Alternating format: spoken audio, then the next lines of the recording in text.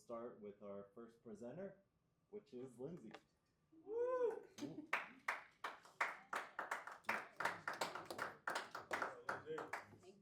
you. All right, awesome. Thank you so much. Let's see if that sticks. All right, thank you, Josh. So Josh and I had the opportunity to meet at DNewTech back in November, where I presented an almost identical slide deck, except for now I have 2 extra minutes of breathing room, so I feel like I could just luxuriate up here. So most of our financial choices are driven and based on how we feel. And what we know about money is that when we are stressed about money, it impacts all aspects of our life. It impacts our mental health, our physical health, our emotional health, and our relationships. And when it comes to why this matters for employers, it costs over $200 billion in lost productivity every single year, or about 7 hours per worker per week if they experience financial stress. And the way people have been trying to solve this solution is by shoving more knowledge at people. And while financial literacy is important, research shows it actually doesn't change behavior. A meta-analysis of over 200 studies found that talking about just financial literacy, how to save more, how to spend less, changes behavior by 0.1%. We have the current solution for this completely wrong. When we think about what the problem is here, employers think they've got this handled. They're saying, almost 92% of them are saying, we've got the right financial well-being solutions for our employees. But employees disagree. They say only 56% of them say, yeah, my work provides me with a financial well-being support that I need. And that's where financial well-being and financial therapy-informed solutions really come into play. And the solution is the mind-money balance method. This is a financial well-being program that was piloted at the University of Michigan by yours truly. And it is built on things that impact the way we behave with money. It's built on emotional skills building. It is community driven. We're not learning about this or talking about this in a silo. And it focuses on behavior change instead of just forcing more knowledge at people. And with these emotional skills, it supports the financial literacy that is already in play and allows people to actually take action and change their financial behavior. I'm Lindsay Bryan-Podvin. I'm Michigan's first financial therapist. I'm a licensed social worker, certified financial therapist, author of the Financial Anxiety Solution, and my private practice was bursting at the seams with a wait list of over 300 people. And the University of Michigan happened to reach out and say, hey, we're trying to create a financial well-being program. Do you want to teach it? And I looked at this as an opportunity to take what was working in my practice and scale it. On my team is Liberty Salas-Toledo, who is a marketing strategist with a background in public health, which means we have the marketing strategy and the knowledge to help people focus on behavior change. How it compares to what's currently on the market. Over here in these 2 left columns, you see the financial literacy, really focused on how to deal with money.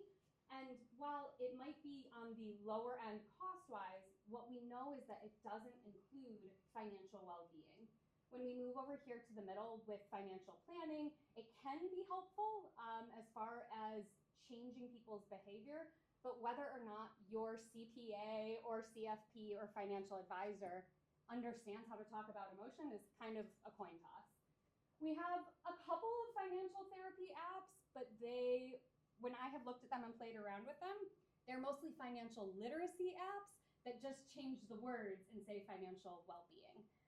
The Mind Money Balance method is a hybrid program. It is workforce and organization ready, and we've got the stats to back it up. We've piloted it with over 650 adults. More than 60% of them were not students, meaning they were teachers, they were faculty, they were other people in the community, and the outcomes that we had really speak for themselves. 88% improved their understanding of their money story, 80% of them applied the skills and tools that they learned, and 75% of them improved their overall relationship with money. And anecdotally, when we followed up with them a year later, they also took financial behavior change. That just wasn't on the pre and post survey. We heard people say they finally booked that vacation that they had been waiting to book. They gave themselves permission to buy a new bag, or they funded that emergency fund. What this looks like from a financial perspective, this total addressable market here is the entire financial wellness benefits market, which is poised to explode to $1.2 billion by 2029. The service addressable market is 300 to 400 million, and we're really looking at the service obtainable market. When we're thinking about who is a good fit for the Mind Money Balance method, we're talking about progressive employers who care about financial well-being and health as a whole. These are people who are paying their workers a living wage, not a minimum wage, and they tend to be early adopters of inclusive well-being. We know that when employers feel better financially, their productivity, retention, and overall health improve. This is where we were and where we're going. As I shared, my financial therapy practice filled really quickly. In 2023, I had a wait list of over 300 people, partnered with the University of Michigan over the we're finishing up our last couple of months there, and was able to pilot that live. I fully own that intellectual property, which universities usually don't let you do. So what I'm getting ready to do is run a paid virtual cohort with early employer partners, moving into making sure that it works digitally so I can take it from just a digital program to a digital product, and then hopefully be able to white label, license it, and develop a proprietary LMS system. So I'm not here asking for a check. I'm here asking for feedback and or whether or not you have connections or desire to be an early adopter. Early adopters will get exclusive early access to the beta rollout, the lowest ever introductory pricing, and the opportunity to shape workplace financial wellness. Alternatively, if you have experience taking a mission-driven MVP from pre-seed to seed, let me know. You can contact me here. Again, my name is Lindsay. My website and business is Mind Money Balance, and if you want to connect, you can do that there. Thank you.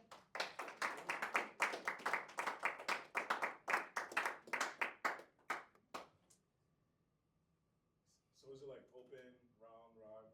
Should we raise our hands? I know, I was like, do I go or stay? Yeah. Okay, well, I know the guts it takes to get up there and do that. I can tell you are a seasoned vet. Just wanted to give you kudos. Thank you. Great Appreciate job. that. I'm curious. So I used to work at a company called Google, Yes. and they had a financial. You got financial coaching through Charles Schwab. Yes. You know, like a one-on-one Mhm. situation.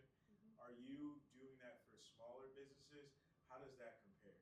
Good question. So this is different than one-on-one coaching, which can make it a little bit tricky to scale. So the way that we've done this in person is we've had between 20 and 50 people in a session, and then I'm facilitating the whole thing. Obviously, that's still a little bit tricky to bring into a virtual realm, but it is still more scalable than that one-to-one model. And I've thought about whether we do something asynchronous and then have the add-on for coaching, but that's where it really gets into adding more dollars and making it trickier to scale. So it's a great question, and the answer is to come. Sorry.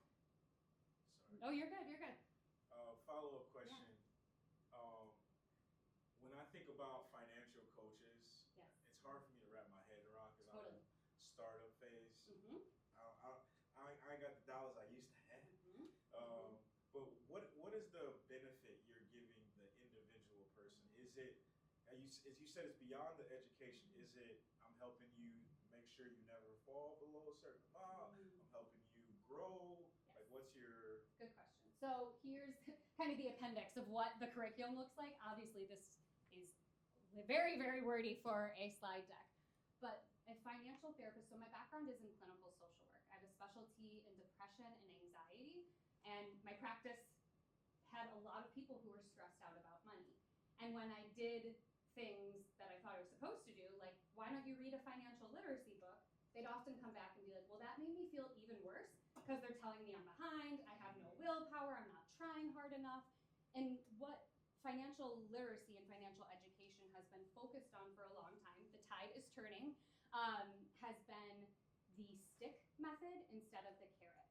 The way I think about it is where we were with physical health like 30 years ago, it was very prescriptive. The only way to be healthy is to eat this food and move your body in this way. Now we understand the importance of individualized and we give people the opportunity to say, hey, here are my allergies, here are my preferences, here's how I like to move my body. And when I think about financial wellness through the financial therapy lens, it is less, here's what every single person needs to do to feel good about money, and more making sure that they understand the building blocks of personal finance and can apply the things that feel best for them so they can feel the most restful and peaceful. Yeah? Whoop. Okay, I'm just gonna go like this. And you tell me when we're out of time. Yeah. You're good. So question about the earlier stat you showed, Yes. how it's like 0.1% for financial literacy, Yeah. people that actually change behavior. Yes. How do you figure out what you're tracking to figure out, are people changing behaviors? Yes. And are those good behavior changes? Yeah, so with the U of M pilot, we were tracking whether or not they felt more confident, less stressed, more understanding of their relationship with money. When I plan on rolling out this virtual pilot, I do want to actually test a little bit more of the financial outcomes. The way that it worked, it was a 3-year pilot. We had one group go through the program. We asked them pre and post surveys, we had pre and post surveys with them. Then a year later, we tried to track them down and ask them how their money had changed.